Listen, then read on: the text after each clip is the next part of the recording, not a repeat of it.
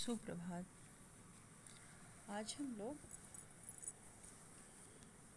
हिंदी आरोह में 5वां पाठ, तीसरा और चौथा पाठ जो है वो इस साल पाठ्यक्रम में नहीं है, डिलीट हो गया है और हम लोग 5वां पाठ पढ़ेंगे शेखर जोशी द्वारा लिखा हुआ गलता लोहा। सबसे पहले शेखर जोशी जी का जीवन परिचय, साहित्यिक परिचय के बारे में थोड़ा सा हम लोग जानकारी हासिल करेंगे। प्रमुख साहित्यकार शेखर जोशी का जन्म सन 1932 ईस्वी में उत्तरांचल के अंतर्गत अल्मोड़ा में हुआ था। नई कहानी आंदोलन की उभरती प्रतिभाओं में उनका स्थान अन्यतम है। नई कहानी आंदोलन के अंतर्गत युवा कहानीकारों ने नए रंग ढंग से अलग तरह की कहानियाँ लिखनी प्रारंभ की थी। जोशी जी की दास्यु कहानी पर चिल्ड्रंस फिल्म सोसाइटी द्वारा फिल्म का निर्माण भी हुआ। उन्हें पहल सम्मान से सुशोभित किया गया। शेखर जोशी जी की प्रमुख रचनाएं इस प्रकार हैं: कोसी का घटवार, साथ के लोग, दास्यु, हलवाहा, नौरंगी बीमार है, शब्द चित्र संग्रह, एक पेड़ की याद। नई कहानी आंदोलन में शेखर जोशी का विशेष स्थान रहा है। उनकी कहानियाँ प्रगतिशील पक्ष का प्रतिनिधित्व करती हैं। उन्होंने अपनी कहानियों में समाज के मजदूरों और साधनहीन लोगों के जीवन का चित्रण किया है। जनजीवन से जुड़ी हुई अनेक विडंबनाओं को उन्होंने अपनी रचनाओं में अंकित किया है। उन्होंने सामाजिक यथार्थ को बहुत सहज, सरल एवं आडंबरहीन भाषा शैली में प्रस्तुत किया है। उनकी कहानियाँ विभिन्न भारतीय भाषाओं के अतिरिक्त अंग्रेजी, पोलिश और रूसी में भी अनुदित हो चुकी हैं।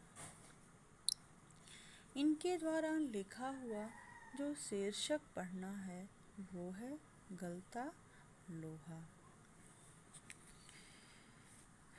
प्रस्तुत कहानी शेखर जोशी द्वारा रचित एक कलात्मक कहानी है।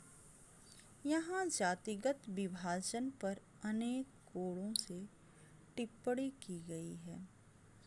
इसमें बताया गया है कि किन परिस्थितियों में एक प्रतिभावान निर्धन ब्राह्मण युवक अपनी जातिगत परंपरा को छोड़कर लोहार का काम करता है।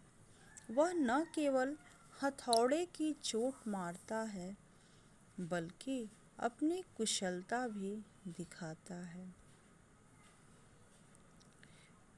अब देखिए, निर्धन ब्राह्मण यानी कि गरीबी भी जो है एक अभिशाप है।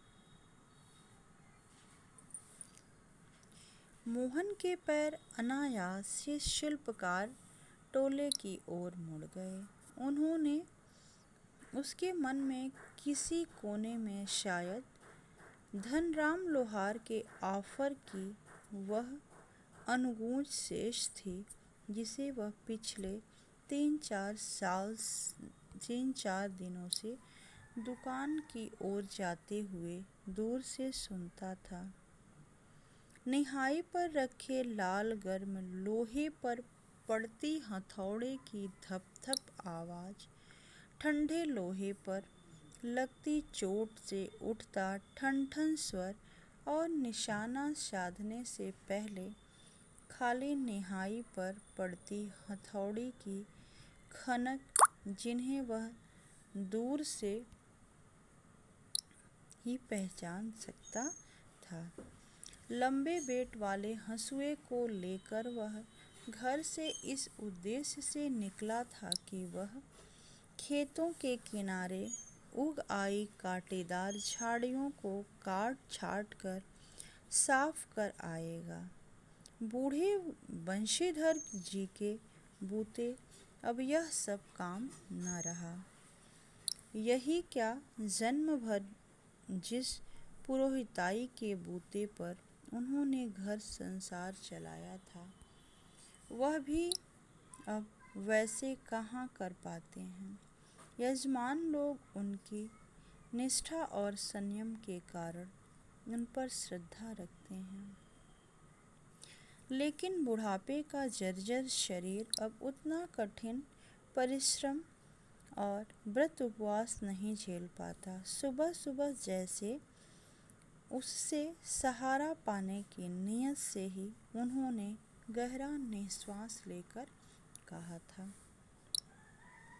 आज गणनाथ जाकर चंद्रदत्त जी के लिए रुद्री पाठ करना है।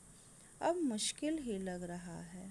यह 2 मील की सीधी चढ़ाई अब अपने बूते की नहीं।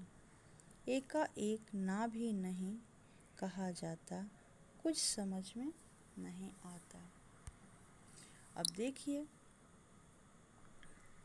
मोहन जो है वो एक निर्धन ब्राह्मण का बेटा रहता है, जिसके पिता पंडिताई का काम करते हैं, इधर उधर जजमानी करते हैं, यजमानों के यहाँ जाते हैं, कथा पूजा करते हैं, लेकिन उनकी अवस्था अब अधिक हो चुकी है और अब उतनी ताकत नहीं लगती है।